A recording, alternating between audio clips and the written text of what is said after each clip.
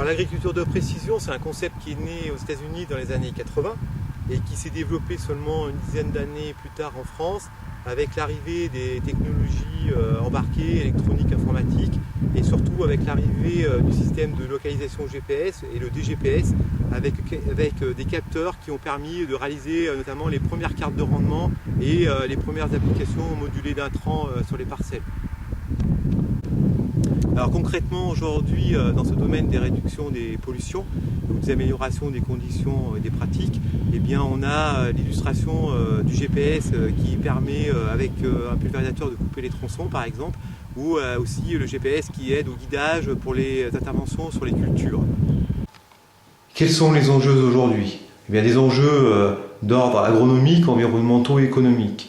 Alors là, au niveau agronomique, on peut parler des ajustements des pratiques culturales qui se rapprochent au mieux des besoins des plantes, avec plus de précision dans les pratiques agronomiques pour améliorer l'efficacité des intrants par rapport aux rendements finaux obtenus. Et puis également la réduction de l'empreinte écologique de l'activité agricole qui va être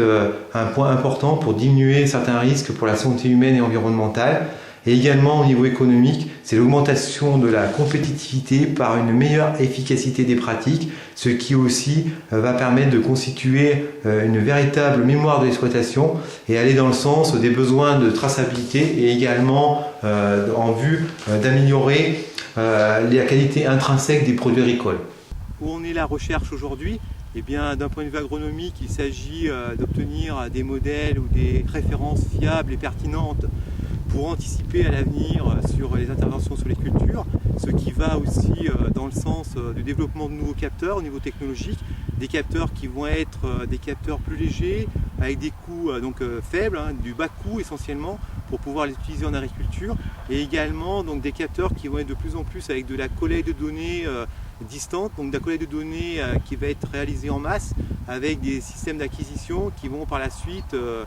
permettre d'analyser en ligne les données. Bien qu'on ne soit pas à ce niveau sur le terrain en Auvergne, on constate déjà l'utilisation du guidage GPS et des coupures de tronçons sur les pulvérisateurs, comme en témoignent les interviews des utilisateurs rencontrés.